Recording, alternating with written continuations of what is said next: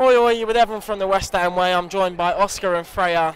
I'm extremely pissed off. Judging by your faces, you look a bit too happy for my liking, mate. Extremely pissed off as well. It was embarrassing, but good comeback in the end, but it just wasn't enough to get all the way, was it? The team, the tactics from Bilic.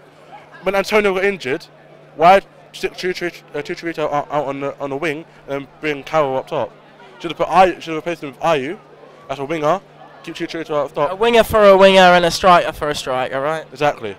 But you know, Bilic didn't do that, and it kind of paid off, but he didn't. Paid off against 10 men, I guess. Yeah, but Chicharito's not a winger. He's a poacher. Was poor in the after Antonio went off.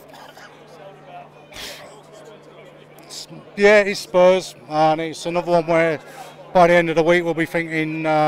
Okay, we lost 3-2 to Spurs. It's Spurs, right? But right now, I think it's changed our season. Yeah. And the reason being is because finally we've showed some passion. Yeah. We've shown. I was a bit disappointed with the fans when they went 3-0 up, who decided to fuck off out of the ground. That's fire drill, all that. Yeah, ain't no fire drill. Listen, West Ham fans aren't manufactured, they're born, that's it. And anybody who says, oh, we haven't seen this before, we've seen it so many times. I've seen us lose a lot worse to a lot worse teams, mate. I just think that we take too long, we dither too long. Noble takes about 3 hours to make his mind up where he's going to go. Hernandez is saying, come here, I want it here. I want it here, I'm in. How many times do you say that? Who's that calling over there? Who's that in the... What the fuck is that? Listen, you've got to put it in. The only difference between us and Spurs is one thing. The speed, well, two things. The speed of the passes, so and the link up. They always had somebody to pass to. You shouldn't be looking around and going, well, I'm in midfield. And when Noble, he tackled Coyote in the fuck. I mean, that's a whole midfield gone, isn't it? Oh, Claren Blue's not on the fucking Seals, is it? You know what I mean? It's like, and it was just, and Joe Hart. And for anybody, how he was England #1, I do not know.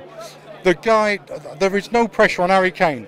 That ball came over, there was no pressure. He didn't go for it, he just went. We didn't even play well against Bolton, we didn't play well against Huddersfield, and we are going to continue like that for the rest of the season, I reckon, unless we sort our gel out. We ain't got no gel. Carroll, at one point, I think it was late in the second half, he knocked it on for Chicharito to rock onto. Didn't know, did he? Because he didn't know what was going on. Because he's playing on the wing. And that's such a shame, because I think, my opinion on football, you need a little and you need a large, and play two up top, and they are the perfect. No. You're not that much smaller as me, mate. If you have Carroll knocking down balls to Chicharito, surely in everyone's mind that is the perfect partnership. Surely. Yeah. But when you play this 3-5. Fucking 2. It's always a 5 at the back. Whenever it's a 3, it's always a 5. Dog shit. It's never going to work. It's not. We're West Ham. We should play 4-4-2. We're a standard club. We are mid-table club at the moment. Reaching. For we came here to get better. That was the thing, and we haven't. I think the formation was a problem. I don't think we were set up right. How would you set it up? I would have started Carroll, I think, as well. Yeah. And dropped Hernandez? But the thing is, though, there was a rumour going around at the start of the game, before the game, that Antonio had 3 fitness tests this week, and he only passed it today. And then what happened first half? See, I didn't hear that rumour, but it would make sense because he failed. It's from someone #ITK. I know a couple of them, and some of them are quite wrong. You know what I mean? It just seemed to be tactically wrong. And I like Bilic; he's a good guy. But sometimes you think, look, you know, we're losing. I think was it 3-1 or 3-2 at the time, and you just got to throw the kitchen sink at him. And Saka didn't come on, and then we didn't have enough bodies up there at the end, and we lost. And it was inevitable for me from that time forward. So Antonio coming off, how much of a blow was it for us today? Yeah, I mean, again against Tottenham, he's done well in the past. He runs at players. He creates a lot of chances, gives a lot of options, but.